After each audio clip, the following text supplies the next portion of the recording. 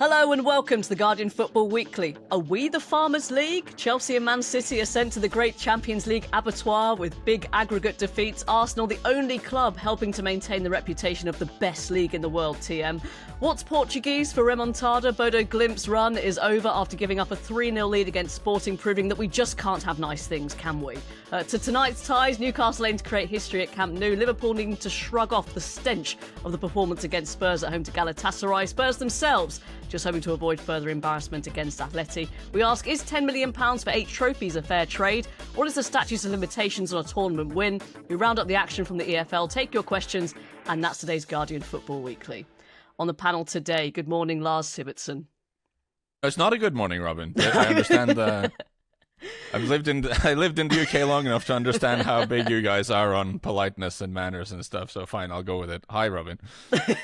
We'll get to that. Yes, Lars is here, thankfully. But yeah, he'll talk us through it. The therapy session will begin soon. Nicky Bandini, this is a good morning, surely. It's a good morning. I feel bad because I think Lars is dressed in black, like he's in mourning, and now I'm thinking, should I also have worn black this morning? Like I've worn the wrong colours. But good morning, Robyn. It's true. We should all have the black armbands, really, shouldn't we? In honour of Lars, for our fallen soldier.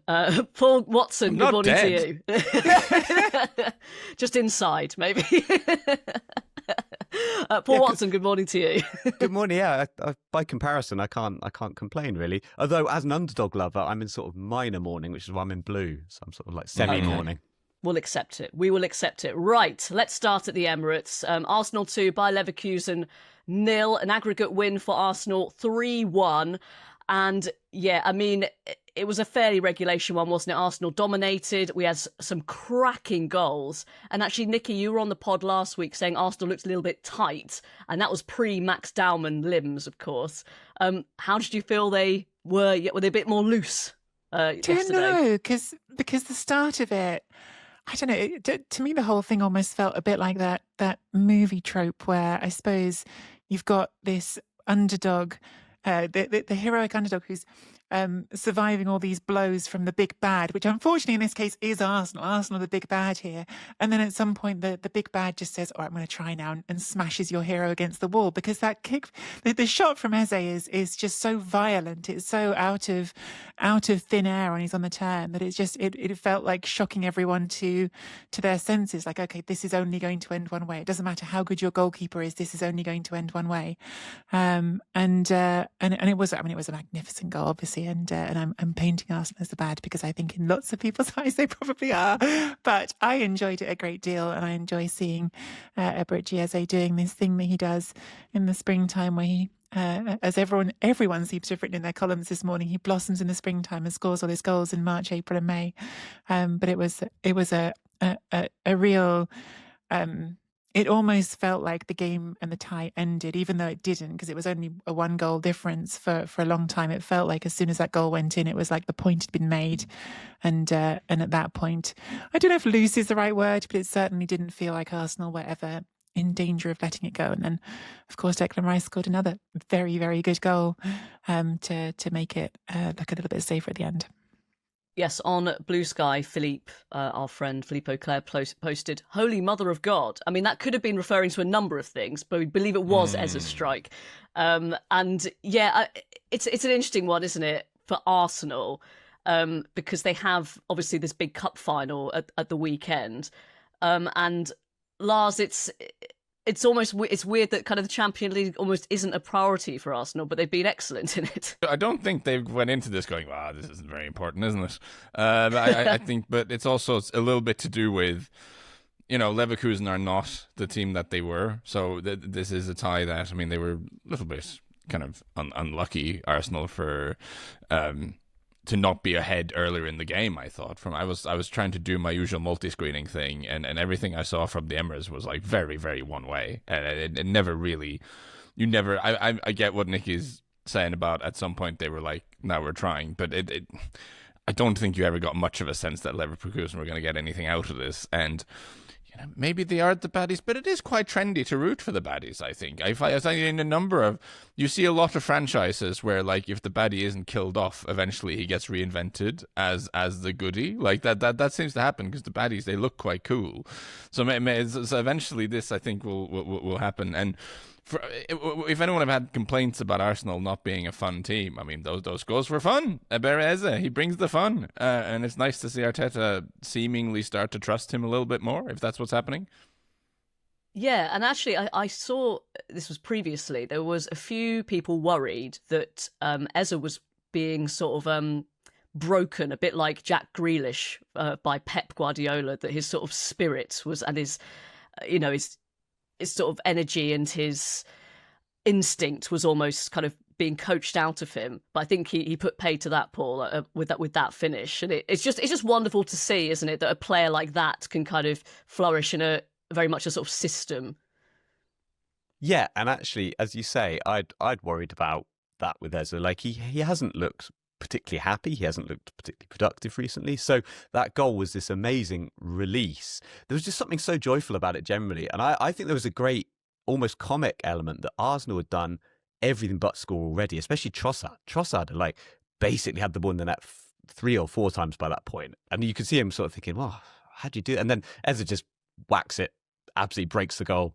Sort of, there was a look on his face that was almost like, that's how you do it. But it was a really lovely moment, actually. I've got to say, as a neutral, I have no Arsenal supporting bone in my body, but I just really enjoy seeing a player get that moment that they need, and it was clearly a moment he needed, and it couldn't have been more emphatic. And you felt for Blaswich a bit in the Leverkusen goal, because he had been basically stopping everything thrown at him. And they never looked like this game would go any other way, but if there was one thing that through the kind of narratives of football gets in your head, it's like, will this be this game where Arsenal are denied by this incredible goalkeeper and then Leverkusen scramble one in? And this was a pretty definitive way to end any illusions about that. I do think there's also something about both Eze and Victor Gyökeres about how all in, maybe they haven't been the sort of absolute slam dunk superstar signings a lot of fans will have been hoping for when the transfers went through. But if you look at their contributions overall, Gyökeres has scored some really important goals, and Eze 5 goals in 2 derbies against Spurs, and a great goal to sort of effectively settle a Champions League tie. If Arsenal go on to win several things this season, which I suspect they might do, those are the things that makes the difference between finishing second a bunch, as they have done, having a squad where it's not just the 11. There you have people who maybe are the 12th, 13th, 14th best player in the group who comes in and make telling, crucial contributions at important times. That's such it's not new, is it? We've been talking about the squad depth at Arsenal being this thing for so long, but this is the point where we're seeing it. Everyone is exhausted. Declan Rice talked about it in one of the post-game interviews he gave. He was asked about how he's always covering so much ground and everything. He just said, "Listen, I'm shattered. Yeah, he wasn't trying to hide it. He's completely exhausted all the time." And he just said, you just keep finding something that keeps you going. And I think for lots of these players, it is ultimately that if you're playing football at this level, you're an incredibly motivated and competitive individual, and you'll keep going until your body breaks. But Arsenal have got more options than almost anyone, perhaps than anyone, when it comes to just having someone else like Eze, who hasn't had a great season all around, but can do something out of nothing like he did in this game. And I don't know if it's just perception. I don't know if it's just these last couple of rounds have been a bit wacky. I feel like this season, almost more than any other season, feels like these games are being defined, I talked about it, I think, last week, by individuals doing individually brilliant things. And I think that having lots of individuals in your squad who can do individually brilliant things certainly is not a bad thing to have when everyone's completely knackered. But I guess in contrast to that, Declan Rice is remarkable, isn't he? It is ridiculous, the ground he covers. He kind of looks like a sort of centaur, doesn't he? The way he's really upright as well. He really reminds me of that. And so Arsenal go to Victor Gyökeres' old side Sporting in the quarterfinals, 3rd quarterfinal in a row. I mean, Champions League, it's not necessarily the best team in Europe, is it, that goes on to win it? Not necessarily, at least. But Nicky, do you feel like, when I say it wasn't a priority, I just feel like, as an Arsenal fan, if you were given the choice, if you had to choose between Champions League and Premier League, would you say the majority would say Premier League? I think most fans want the Premier League more than anything. I think Arsenal fans have been itching for that for so long. But I think there's no question that Arteta wants to win everything. Arteta wants to win all 4 trophies. He's set up his squad to try to win all 4 trophies. He believes he's taking the right steps to do it. And I suppose the fan in me, having just as a journalist observed Inter last season, who were the best team in Italy, try to win everything and win nothing. The fan in me has been dreading this outcome all along of like, well, maybe you should have just picked one thing this year. But I mean, they are closer and closer to doing it. And I suppose if they could beat City this weekend, that would at least mean that they've won something, whereas Inter won absolutely nothing. But they might not. They might lose to City, and then suddenly you get a different conversation comes off the back of it. They are like pretty much home and hosed in the league, I would say. Maybe like they're home. How can you say that with the points that have been dropped? Can we say they've literally dropped points to the team in last place? That's you the say thing. that they're No one home feels but that not secure. hosed. Okay. This is the thing. They are home. The hose Does is the hose- out. Right. Yeah. I don't think the I would hose is say out even, I think Lars. it's I think the hose connected has to been the cracked. wall, and yeah. Still The hose in is the on the shed? spigot, Do you have to but get it- out Yeah, the shed? I think so. Yeah, okay. Yeah. Okay. So the home, but not yet hosed, and the hose is kind of the readiness of the hose is a subject of debate. And yeah, TBC hosepipe ban, as usually happens in this country. Yeah, we'll see. Well, Man City won't be winning the Champions League. They've been knocked out pretty comprehensively in the end. So an aggregate defeat of 5-1 against Real Madrid. They lost 2-1 on the night last night at the Etihad. And it was pretty much put paid to by a Bernardo Silva red card in a sort of mad 20 seconds. And yeah, I mean, that was kind of all she wrote. Although, actually, Lars, they had quite a lot of chances, didn't they? So it was a game of great saves, really, down both ends. Courtois on one end and Bernardo Silva down the other, one of which was probably a better thing overall for his team. But no, listen, what can you say when you're 3-0 down and you get a red card in the 20th minute? You're just kind of, especially against the team that has the sort of counter-attacking prowess, because you don't want to have to go forward against Real Madrid anyway, because you're going to get Vinicius Jr. running at you, and that never ends well. So I watched a fair bit of this, and they weren't terrible, City, but they are just not. They're not solid. The teams can get at them, and Real Madrid can get at most people anyway. And then when you get a man down, like I don't know, should we even be spending a ton of time on this? This is a game that happened. Guardiola wore an overshirt. Bernardo was sent off. A lot of discourse on that. Yeah. I feel like I want to push back on that a little bit, just in as much as overwhelmingly everyone will have looked at that when Vinicius scores and goes the tie is over, and maybe it was, but Real Madrid did give them chances after that, and indeed they did score back and equalise before half time, and there were times in the second half where they could have gone ahead, at least on the night.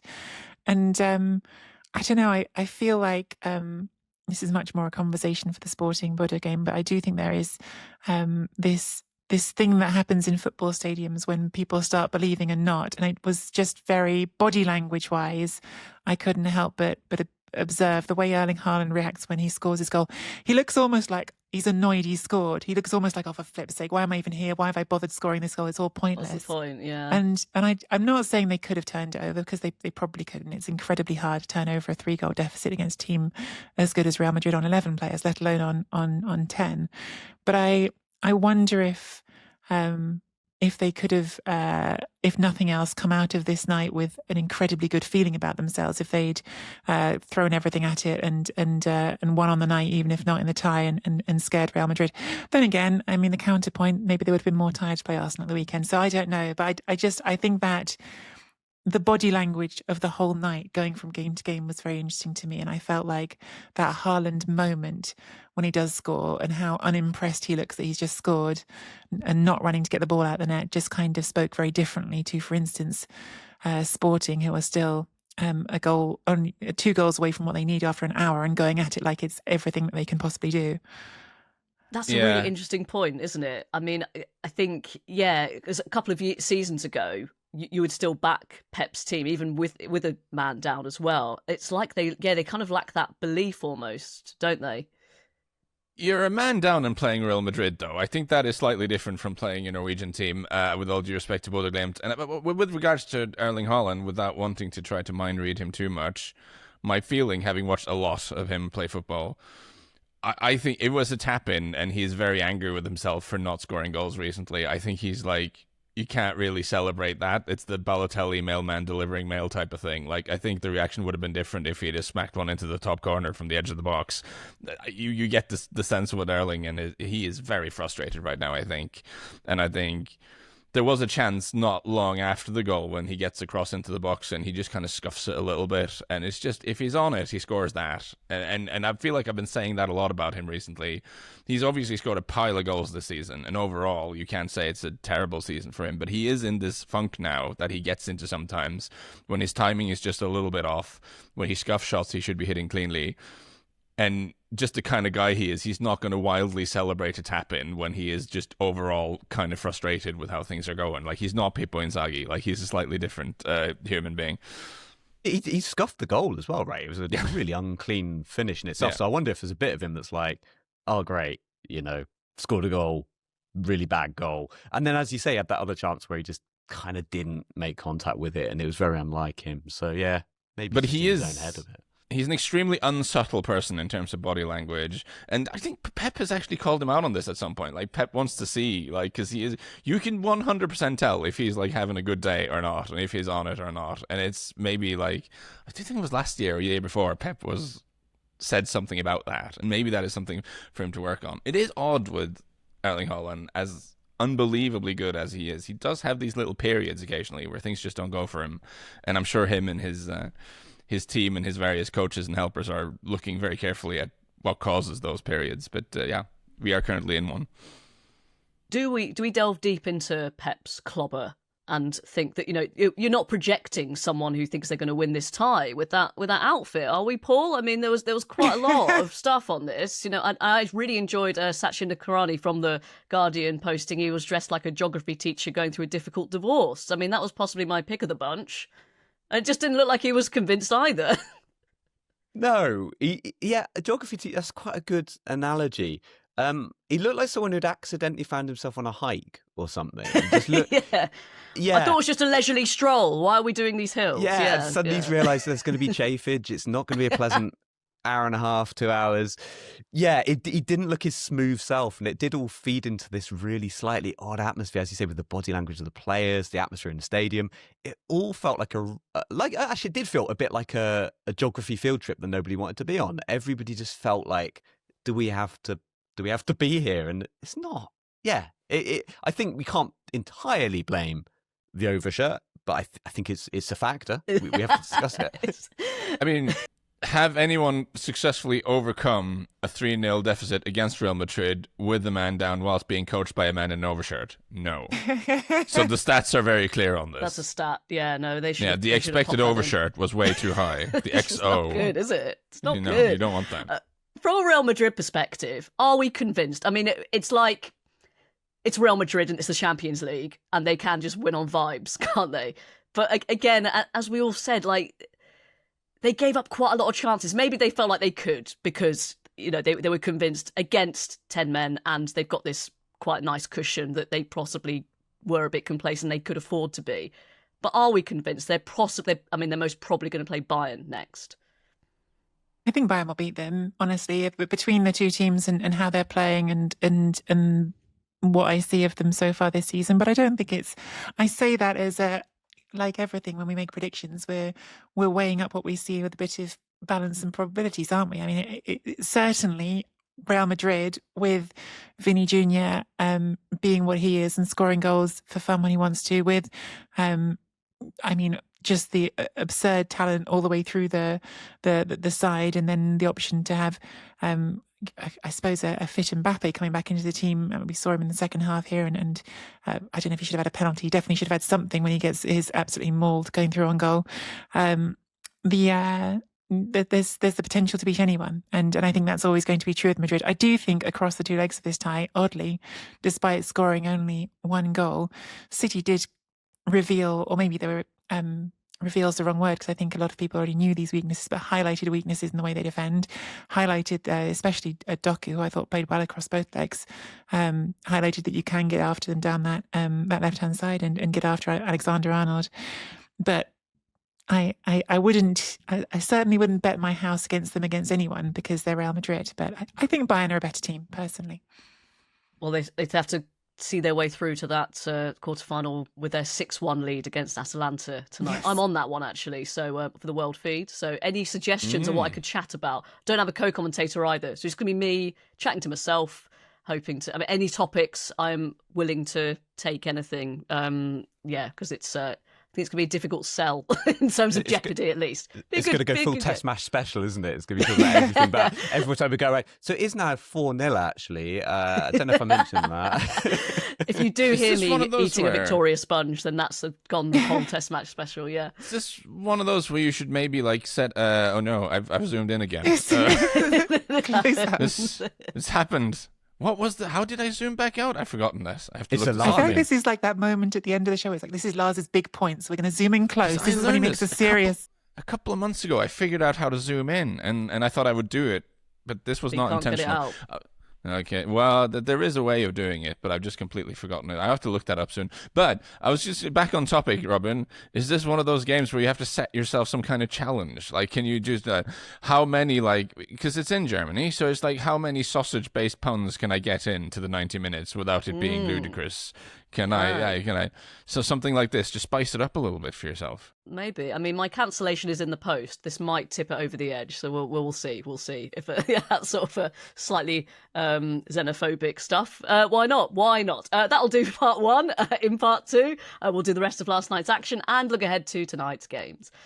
Welcome back to the Guardian Football Weekly. So Chelsea are out. They lost 3-0 at Stamford Bridge to PSG, 8-2 on the night. So Kvaratskhelia goal, Barcola, Mayulu. I mean, some fantastic finishes. Do they have the best finishers, surely, PSG, in the tournament? And Del on Blue Sky saying, did Chelsea respect the ball too much or not enough prior to kick-off? And Paul, you were on huddle watch for us last night. Yeah, Thoughts? I was on huddle watch. I believe there was a huddle, but it was, I think, just in their half. In fact, I think they might have accidentally done it in PSG's half. But yeah, I was much more. So again, we always have to have, it seems, some off the field thing that we're grilling Rosenior on. The thing that got me, that's been going around on social media, is this thing where he passes this note to Garnacho. I don't know if you've seen this. He sends him on with a note that kind of has to be circulated around all the players. But at this point, they're 8-2 down. And What on earth could it It was say? the 85th minute. It was the 85th minute. This is the one. This instruction will turn it around. I have to say, I don't know if it's the whole LinkedIn-ness of Rosenior, but I imagine it did say something like, it's always darkest before dawn. And all these players are walking around, or you are loved or something. And these players are like, I mean, honestly, at that point, the only instruction they could possibly have is try and trick them into picking an ineligible player. Like, you are 6 goals down at this point. I Try don't not to know, soil yourself just to make this worse. yeah, have some dignity. Yeah. Yeah, it was not a good watch, to be fair. I think I volunteered to watch it, and you kind of thought if Chelsea can score, maybe we've got a game. So you probably don't want to gift them a goal after 5 minutes. I think that pretty much was that, really, wasn't it? Yeah, I don't know. I don't know what there is to say about this one. Kvaratskhelia, as you were alluding to, Robyn, that the first goal, I thought more Kvaratskhelia brilliance, even if Sarr is very, very inattentive. Kvaratskhelia, and I feel like I always say about him, is he's so technically good, but he's also strong. Like the way he takes Sarr off the ball there, that's physical strength. And I think he blends those things too well, and it makes you wonder. And I know actually really it's about fitness and things like this, but you wonder he wasn't ever in the starting 11 for that first leg as well. But he's such a game changer. And then you look across that team and think, okay, but so can be Barcola, so can be Dembele. They have such attacking talent. And that is a reason why, despite, I think, often in this tournament not having looked the most impressive. And let's say again, by the way, that first leg, it felt for a good chunk of it like they were going to lose to Chelsea, actually, until the end. But when they turn it on going forward, a bit like Real Madrid, they're just completely irresistible and terrifying. And obviously I was on a different game for my main screen, but I did think when you look up and see they've got their third goal and it's 8-2 on aggregate, and you see fans leaving the stadium as now gone, you think, actually, I'm impressed they lasted that long, to be honest with you, because that was the goal that, as Paul was just saying, made it 8-2. But I suppose some of them wanted to stay for that Liam Rosenior moment at the end. They thought, if I just stay long enough, we'll get another. it's that Simpsons thing, watch closely, everyone. He's about to do something stupid. Poor Rosenior. Yeah. I Poor actually Liam. feel bad for him. I'm joining in this pile on, but I feel bad for him. He's someone in what was no doubt a horrible position last night, trying to do something, but it's very easy to poke fun at a manager giving a a tactical instruction to someone in the 85th minute of a tie you're losing 8-2. I might be wrong. He seems to me like an empathetic and intelligent guy, and I really, really am very reluctant to make fun of him, but he does make it very difficult sometimes. And yeah, that's what. And I just think, broadly speaking, more about Chelsea. I think this tie, both legs, all in all, is an example of maybe the sort of fly in the Todd Bowley ointment, and this idea of signing players as almost a form of commodities trading, and like only bringing in guys who are between 18 and 22 years old. You do end up there's a heck of a lot of good players in this team. There's a fairly good chance they'll make the Champions League again, and I'm not like there's every chance they will grow into a squad that could be strong enough to win the Premier League, win the Champions League, win things in a few years. I'm not trashing the whole project entirely, but I do think over the course of two legs here, there's a little bit of lack of experience, there's a lack of cleverness, there's a lack of nous. The game was kind of the tie. I think was more or less decided in the first leg, where again they played well for a lot of it, and then they just kind of lost their composure and let PSG counter on them towards the end, which they really didn't need to do. Like the tie was in a decent spot for them. They just needed to bunker down and take it back to Stamford Bridge, and then you can see two late goals instead. And I just wonder if they had a few more experienced guys in there, some of this stuff maybe wouldn't be going down in quite the same way. I think that's a really good point to make. I think very, very young defence, wasn't it? And they looked sort of quite exposed. And I guess that comes with, as you say, this sort of player trading thing. And I also wonder, because there were, when Maresca left, there was all this stuff about he didn't really have any control and that he was kind of told by the medical staff who could play. So you just wonder how much authority Liam Rosenior actually has in this team. So I think it's just a very difficult job, isn't it? In terms of maturity and experience, you really are asking Marco Correa to be the adult in the room in that back four, and I'm just not sure that's the way you want to go with that. But again, what is the LinkedIn thing of saying here? They've learned from this and developed and things. Maybe that's the correct thing. Get up earlier, etc. From a PSG perspective, Paul, I mean they're looking excellent. They kind of weren't looking fantastic at the start, but they're sort of coming into their own now. Yeah, again though, a little bit like with Real Madrid, there were enough moments where you thought this isn't the perfect performance. Like PSG don't look infallible by any means. I think there's a couple of times Safanov made some great saves actually. Cole Palmer, Liam Delap. I'm not 100% convinced by PSG. I think this was, going forward, obviously they are fantastic. But I think as Nicky and I think Lars spoke about here, this tie just could have been such a different tie with a few tweaks and with, a few things being done differently. It could have actually been a lot closer. So I don't think we should be lured into thinking, while this PSG side is infallible, they're gonna storm to the tournament here. I don't know. I don't know what we can gain from it, but they are brilliant finishers. They are full of brilliant players, but they're definitely not invincible. I think it's also worth saying in Chelsea defence, I mean, this is the team that won the Champions League final last year 5-0. I mean, they do this to teams, right? They do this, and I know everyone took that result, and I think a lot of people went, oh, well, it's obviously Inter just weren't good enough. Inter had knocked out Bayern Munich and Barcelona. So they are capable, when they are on their day, of demolishing anyone. It doesn't mean they will always be on that day, but I do think, and I'm definitely feeling a bit mean now on the Liam Rosenior thing, because I'm the same as Lars. I think he's a sympathetic character, and I don't really like that I piled onto him as much as I did.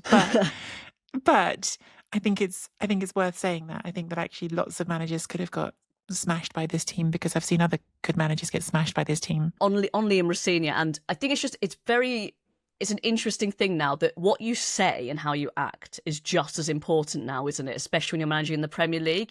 This is slightly different, but do you remember Nathan Jones's, awful stint at Southampton? And it wasn't good, but Southampton were a basket case anyway. But what he said in press conferences made him a figure of fun. He's actually a very good coach, and he's doing very well with Charlton at the moment. It just kind of highlights what you say and how you act, because you become a meme nowadays. Yeah, I think it also speaks to the over-analysis of everything, right? Absolutely. Like when Amorim was hunkered down in the dugout, that abiding image of him hunkered down at Grimsby, he wasn't really doing anything stupid, particularly. He was showing some tactics to his play, but it was the image of him embattled in Grimsby that he just never really shook that. And similarly, Rosenior, there's nothing actually wrong. He's still coaching his team. He's, he's supposed to just go home after, beat the traffic. It'd be a lot worse if he just gave up on his team. But it's just that everything has become so overanalyzed, and I do get that, and I actually really like him as a boss.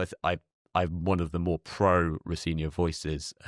So yeah, I also feel really mean, but you can't not mention it, really, can you? I do think, away from Rosenior, I feel like we're set up for a really fun Champions League this season, because I actually think if you look at the great teams, and PSG are one of the top teams that you're excited about watching, them, Bayern Munich, Barcelona, maybe even Real Madrid, I have sort of in my head as potentially and mostly devastating going forward, but I don't quite trust them at the back. It feels like almost all the best teams are in that bracket currently, and that seems like a fun place to be. I'm very half glass full trying to be. I think this could be good. The XF, the expected fun, quite high. No, I love that. Business at the front, party at the back. I'm all for that. Oh, yeah, absolutely. it's a mullet season. It's a mullet season. We've had 4 games so far in this round. With the round not done yet, with 5 goals scored by one team or more. So it's got to be unusual. I don't know. I haven't got any historical data to compare that with. That's a lot, isn't it? And so, yes, PSG will face Barcelona or Newcastle in the quarterfinals. And yes, it has been a roller coaster week for Chelsea, defeat to Newcastle, and then this and the news on their Premier League charges. And we'll have more on that in part 3. Sporting 5, Bodø Glimt 0 after extra time. So a 5-3 aggregate defeat for Bodø, who went into this tie 3 goals up. Jim on Blue Sky saying, have Sporting killed football? And I'll ask you the next question after this. But Lars, the Nordic dream is over. We were all on board, but take it away. We're listening. Do I have to? No, but I mean, it's Tell us about your relationship with your parents first. Yeah. No, it's upsetting, and I think the thing that's upsetting more so than the fact that they lost badly is that they were not very good. They were pretty terrible.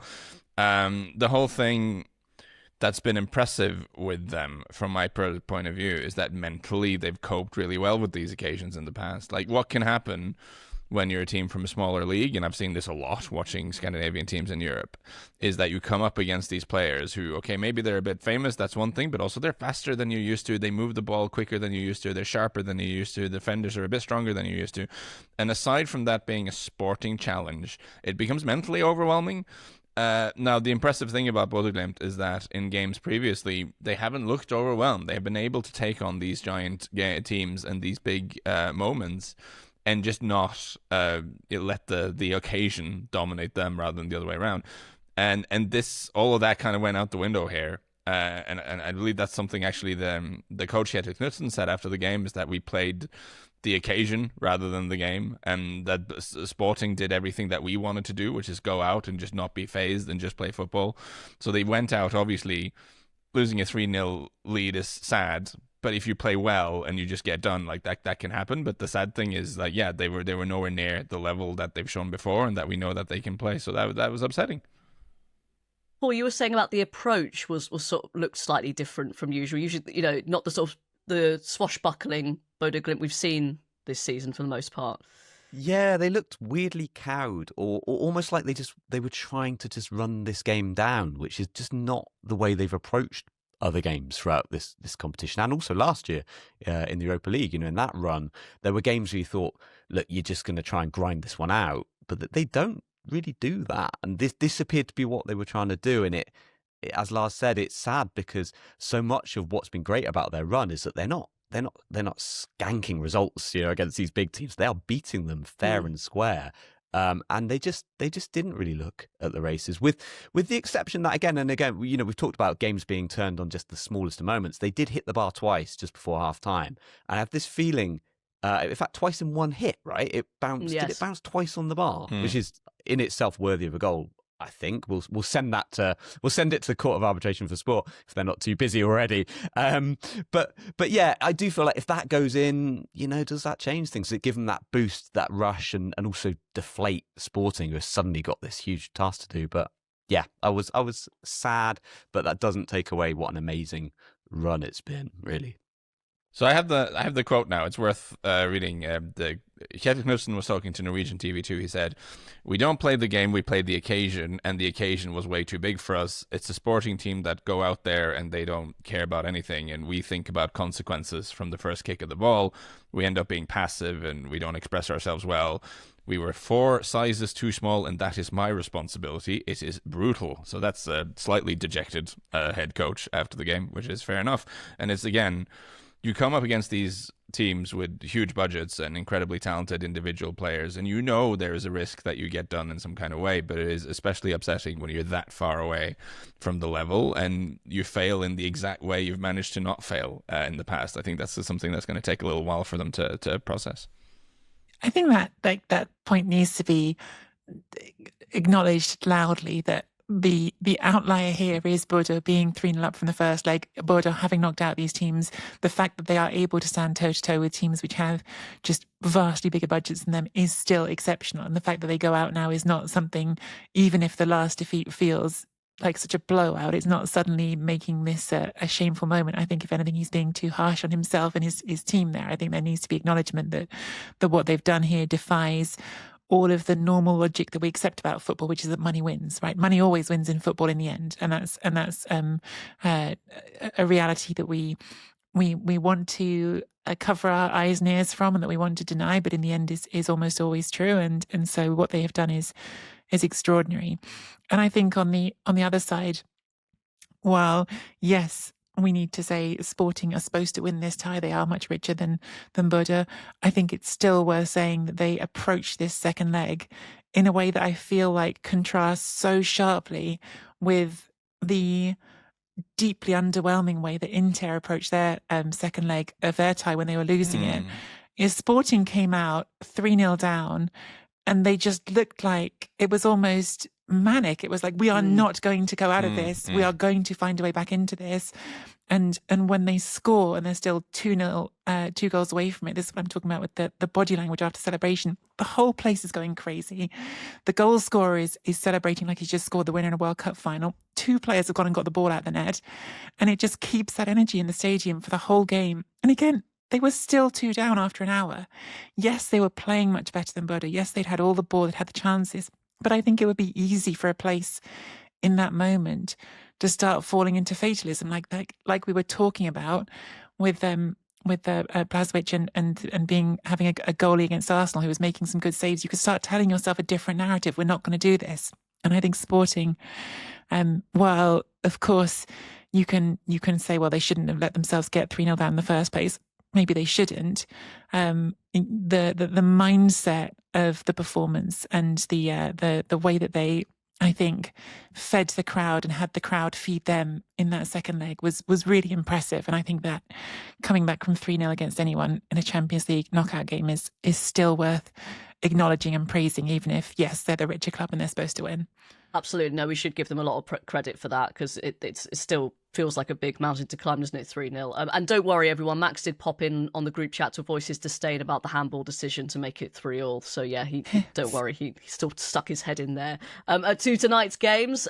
So Barcelona against Newcastle United, 1-1 at the moment. And Paul, well, Newcastle's slightly unfortunate not to go into this with a lead, and it's away from home, but a good victory over Chelsea at the weekend. And, you know, how hopeful should they be? And Barcelona still play with this massive high line as well, this ludicrous high line, which can be exploited. The line that it seems like that's what everyone is always talking about, the line, isn't it, with Barcelona? It's an amazing sort of, it's almost a weird kind of gimmick that like everyone always talks about the line the whole time. But you can't not, again, a bit like with Rosenior, you can't not talk about the line because it's just such a, you can't watch them and not notice it. I would say Newcastle got reason to be hopeful. I'm not sure exactly how hopeful, because Newcastle seem to blow hot and cold a lot of the time. But yeah, I feel like they're coming into it at the right time for them. And I certainly wouldn't rule them out.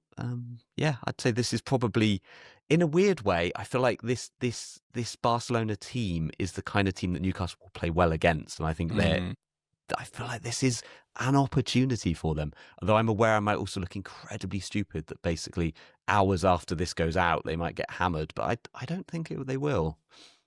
Well, that one is finely balanced, as is Liverpool and Galatasaray. Galatasaray leading by 1-0, and they go to Anfield tonight. But, Lars, not good vibes at the moment for Liverpool. No, and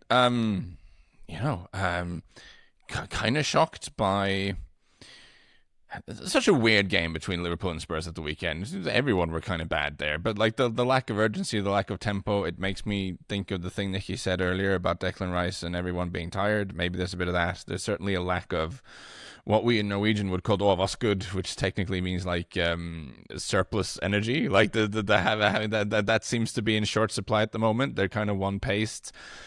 The game in Istanbul was really odd. We talked about this last week. It was one of those games where I think both teams felt they could have scored more goals based on the chances they had and the positions they got into. And Galatasaray, for me, are such a wild card. Like, they really are the sort of Forrest Gumpian box of chocolates. There's really no idea what happens when they're because they have had deeply unserious performances in this tournament, but they've also had games where they've actually been like kind of structured and done okay. So I really, like, no offense to Liverpool fans, I really hope Galatasaray go through, because again, the expected fun really high with them. But I'm not sure this is a team I would ever trust to go away from home and keep it tight and behave sensibly, as Nicky can attest after the return leg against Juventus. Well, they blew a 3-goal advantage against Juventus and dragged it back at the end in extra time. So they absolutely are not a team that I think knows how to sit on a lead. I don't think they will sit on a lead. But the scary part from Liverpool's point of view is, okay, but they can absolutely hurt you with Yilmaz, with Osimhen, with Noah Lang, with Salah, who's been really, really impressive whenever I've been watching him in this Champions League. Really, really has stood out to me, Salah, in the knockout rounds. And then, hey, maybe Mauro Icardi can come off the bench as well. It's not at the level of the Real Madrid or PSG attacking options, but I don't think there are many teams in Europe who can look at Galatasaray's attacking options and go, we've got better than that. I think it is a genuinely one of the better attacks in terms of its depth and threat in Europe.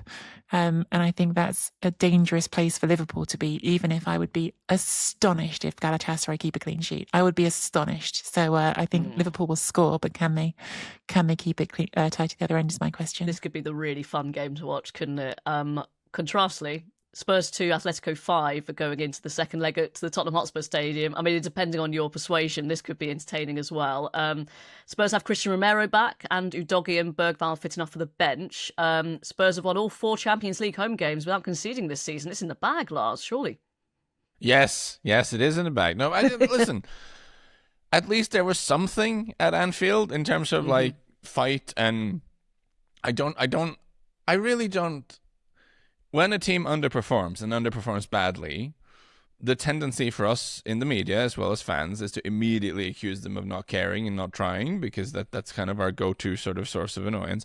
I don't think the Spurs team are not trying. I've never looked at Spurs this season and said this looks like a team that's not trying. I think it's a team that's disorganized, has had most of their good players injured, and are very low on confidence.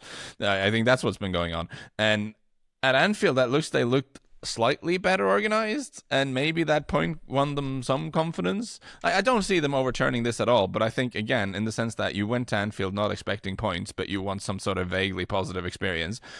This is just, it would be good if you can come out of this game at least feeling slightly better about yourself than you go into it, even if you're not expecting to overturn that deficit, and maybe you can build on the sort of glimmer of positivity from the weekend. And then for Spurs, it's all about this run of games. And I've been saying this for a couple of weeks, but it's still true. The run of games coming up when they play Forest, Sunderland, Brighton and Wolves, like that's right there. That's where you need to find a win from somewhere. And that's what they're all building towards, I think. So kind of interesting to see how it goes tonight from that perspective. And Bayern have a 6-1 lead, as mentioned, ahead of Atalanta. Paul, the interesting thing about this, Bayern might have to play a 16-year-old in goal. A guy called Leonard Prescott, a fine German name. He's the youth international. So they've had 3 keepers go down with injury. I really enjoyed this quote from Vincent Kompany saying, he's very calm. Overall, we as staff are also calm. If he plays tomorrow, we'll have our full backing. I just think if you have to say we're calm that many times, doesn't sound very calm. But this could be interesting. Stress how calm we are, yeah. We're so absolutely calm about this. I imagine Prescott himself is probably a lot less nervy than everyone around him. I mean, it's a crazy situation that's happened, isn't it? He even has to get clearance because of German labour laws. He's too young to work in the evening. So, maybe he'll have to come off at a certain point and go to bed. I don't know, or like make him do his homework. It is amazing. So they've lost the 3 keepers. They've also lost another keeper who's in the youth team or the reserve team. So the 19-year-old academy keeper's also injured. But they've not gone for the reserve team keeper, right? They do have like Bayern Munich too have a goalkeeper who they've opted not to go for. So I feel like he's the one, Yannis Bartel. He's probably the one who's sitting there thinking, well, come on, like surely I'm the next in line here. But no, I mean, I will be very fascinated to see what happens. I think they're He's going to never getting a game, is he? That guy. No, he feels like the last sausage on the buffet that nobody wants to. You can imagine the ball still rag going. Still working on goalkeepers, and he's just going. But guys, put his hand up. But please, like, shush, we've got no goalkeepers. Oh, yeah, I think we've all been there, haven't we? Well, we'll wrap that up there. That's it for part 2. And part 3, we'll do Brentford Wolves, some EFL, and talk about the Chelsea fine and suspended transfer ban and the delayed overturning of the Afcon final result. Welcome to part 3 of the Guardian Football Weekly. So we'll whiz through this. Brentford 2, Wolves 2. Brentford 2-0 up, bit of a missed opportunity to make it 3. Igor Thiago with another goal, and he's been called up to the Brazil squad for the first time, which is great news for him. And I guess the main takeaway still from this is that Wolves showing a lot of fight. They're down, but not out. This bodes well, I feel, for next season. Next season feels like a long way off. I don't know. It's got to be. Feels a bit clutching at straws, doesn't it? To say, well, don't worry, next season things will be better. But I just feel like a lot of these teams sink without a trace, and they just lose and lose and lose and lose, and they're not doing that. Yeah, I don't know. I don't know where Wolves' heads would be at right now, because you're right, they absolutely aren't giving up, and they absolutely are getting some surprising results. And I mean, I was looking at it just the other day and thinking, well, I mean, could they still with how the teams that are just above the relegation zone are wobbling? But the gap is it's so little wiggle room to drop any points to close that now. Of course, you'd rather end on a higher note. I suppose it's just like an extension of the conversations we were having before about showing some fighting games, and certainly for individual players, it feels encouraging to see that. But I don't know. Also, a little bit too little, too late. I don't know. Also, taking it back to Luton from the point of view of Rob Edwards. When you come in as part of a sinking ship and you're definitely going to go down, you do wonder like how that's going to set you up for the next season. But I actually do think with the amount of fight they've shown, you probably do go into next season with him thinking he's laid some groundwork there. He's learned some things about the guys in the squad. He's probably by now figured out who's interested in staying and who's not. And because there's a way of going down and a way of not going down, I guess. You're not wrong in that it sets them up well. I remember Brentford, though, 7th? Like, I was going to make... I saw the advert for this game, and there was, like, the voiceover said something about who will show their true colours, and I was like, yeah, it's tough advertising Brentford Wolves, isn't it? Like, trying to find the strapline that people will go for. But then I checked the table. Brentford are 3 points behind Chelsea. This has snuck up on me a little bit. I don't think... I knew they were doing well, but that's actually... They've not, like... Are they 100% out of the fight for a 5th place there, Brentford? I mean, so dropping a point here would actually a little bit bad. It is, although it seems like everyone else is as well. I think, but we'll see. No, Brentford's had a super impressive season. They seem to just pick up these number 9s, like just incredibly well. The recruitment's incredible. Quick EFL update.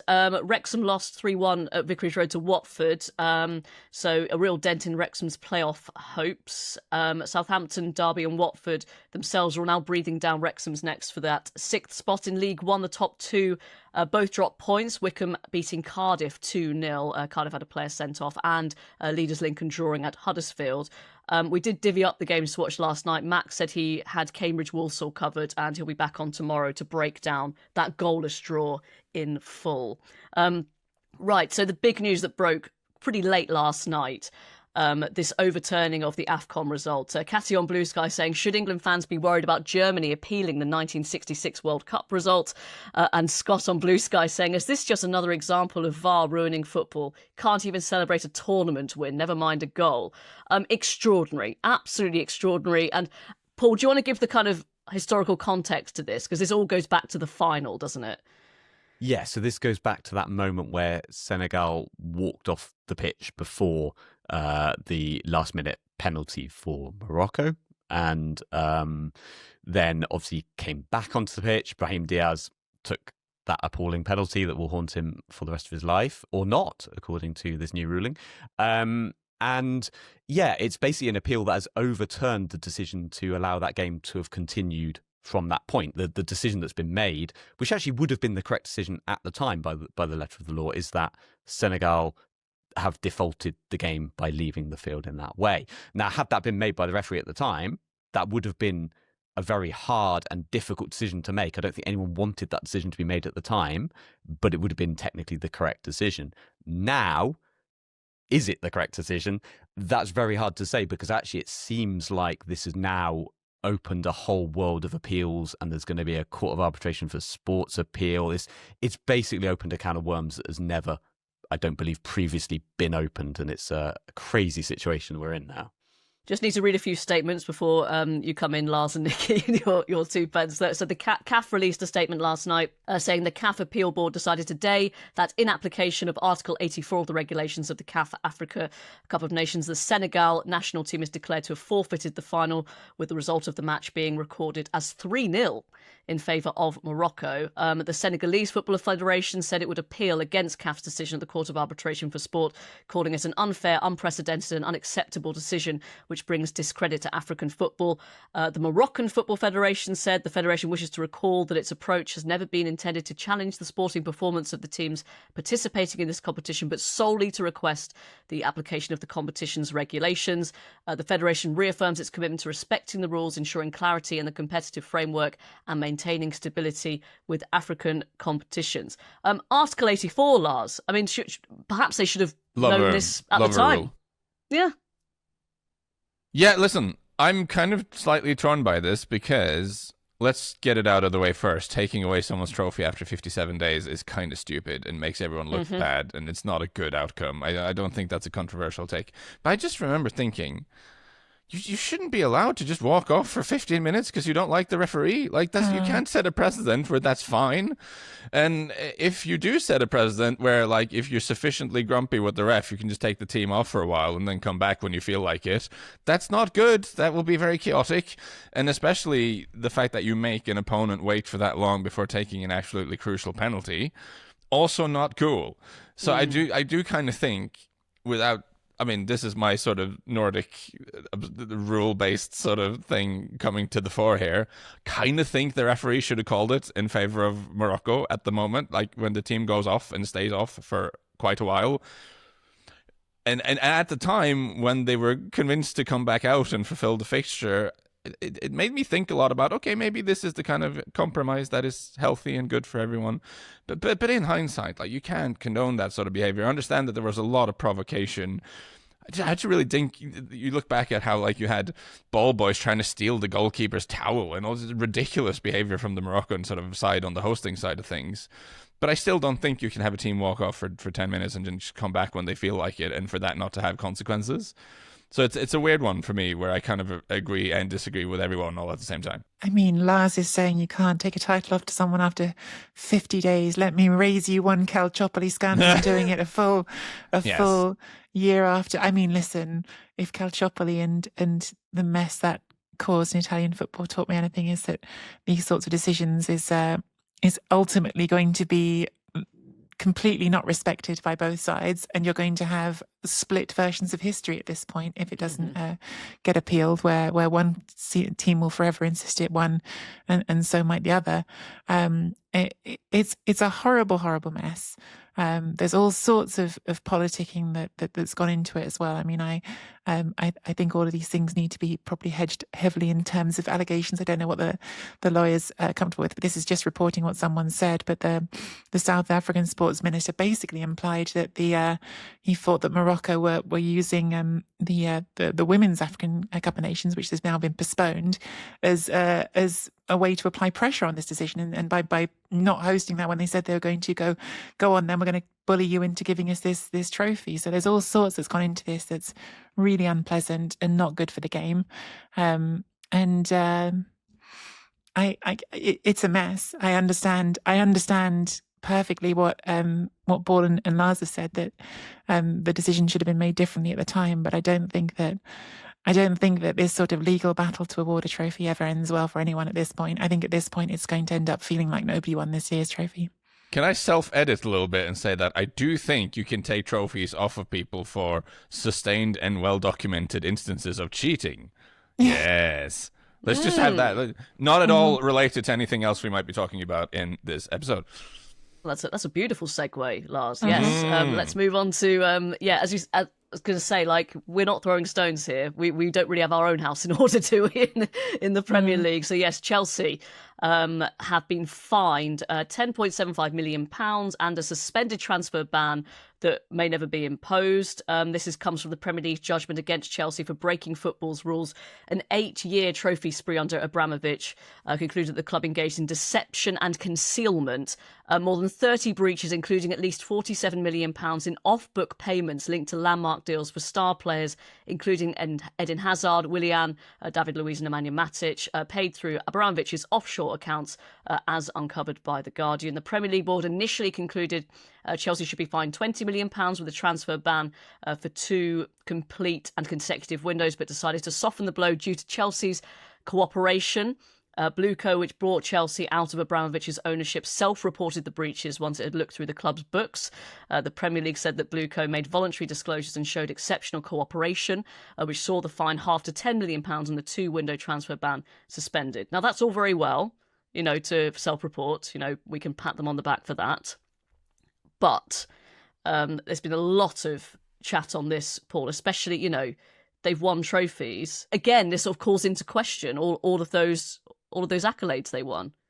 Yeah, it does. I mean, obviously, we're all completely shocked that something dodgy financially happened while Roman Abramovich was in charge of Chelsea. That is a huge shock to all of us, I'm sure. But yeah, I mean, a big thing that seems to have happened here is this thing about self-reporting. So it's effectively the new regime coming in and going, God, the old lot, look at what they did. We didn't do this, but we want to get this all out in the open. And I think that's why they've been given such leniency, is this, they've kept saying, it's because they self-reported. It's a lot easier to do that if you're a new, they're not tarring themselves personally. They're saying, look, these people did this. But the response, again, it's very difficult when you get into financial and how that should be applied on the field. It's a minefield. But the fine is neither here nor there, really. Like, it looks a lot. It'd be a lot if I had to pay that, I'd suffer. But, it's nothing. And then you're left with this suspended sentence, which, it's nothing, is it really? Won't clubs feel like this is, fine, well, we can do this. We can get away with it. Yeah, I do think so. And there's a slight mafia thing of, like, if you report yourself, but if you're like basically saying, look, we did this, but also go take a look at someone else, then you get off lightly, but maybe the other people get hit harder. I don't know. I the whole thing is a complete mess, but we've never found a way to balance this. The modern business football, we've never managed a way that has been kind of like neatly, punishments can neatly be given that apply on the pitch as well, have we? We've never really cracked this code. And with Man City, this all just hanging out there, like, how can we possibly feel like football has a grip on this stuff at all when that's just still out in the ether? So the thing about Chelsea, and I'm going to lawyer-proof this as best we can. So to quote football finance guru Kieran Maguire, he said that under Abramovich, Chelsea lost over £900,000 a week, every week for 19 years. So for 19 years, they were funded to the tune of almost £1 million a week by a man who was later put on the sanctions lists for having a close relationship with Vladimir Putin. When that kind of caught up with them and the assets were frozen, what were the consequences for Chelsea from having benefited from this relationship? None, really. Like, I mean, they were even allowed to play out the season, even though they became a frozen asset. The club, the government decided, no, it would be very sad for Chelsea if they had to forfeit their games and stuff. So they were kind of protected against any potential consequences from this very, very beneficial business relationship they had with Abramovich. And I just think if you're any club that lost the final, lost the semi-final, finished just behind them in the league in this period, got relegated on the back of points you dropped against this team, how do you feel about the fact that the end of this saga is that Chelsea are fined less than what it cost them to fire Graham Potter? Like, that's the sum total of all the consequences this has for them, while the trophies are still in the cabinet. You can say that this was the former owners, yes, but the current owners are still benefiting from their elevated status in the game, from their place in the league system. They didn't start at the bottom of the pyramid when they changed hands, ownership-wise. Maybe they should have. So you can't, I don't buy this thing of, oh, the new owner self-reported, so everything is fine now. They're still benefiting from the results achieved under this regime.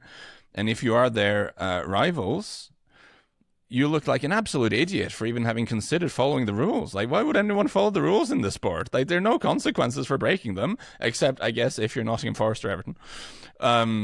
So it's a really, like, unsatisfying outcome, I think, for everyone. End of it is, I do kind of feel like if you play by the rules in the football industry, you're a bit of an idiot, because there are no sanctions to speak of for breaking them.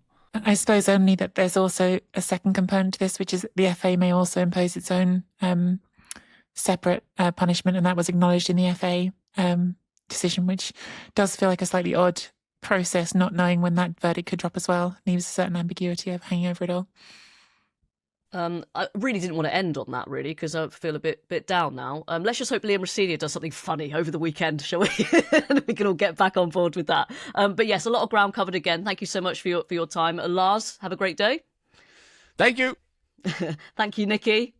I need to get myself a camera like Lars's that follows me around the room and zooms in and zooms out. I'm going to have a great day. There you go. Look at that. That'll make sense for the YouTube viewers. That's your cue, dear listener, to check out the video version of this pod, which is tremendous. So on Honestly, I feel like I'm about to take a penalty against Lars, and he's moving around. I would not back myself to convert a penalty. He's touching the crossbar as you Yeah. go. Paul, thank you as ever. Thank you.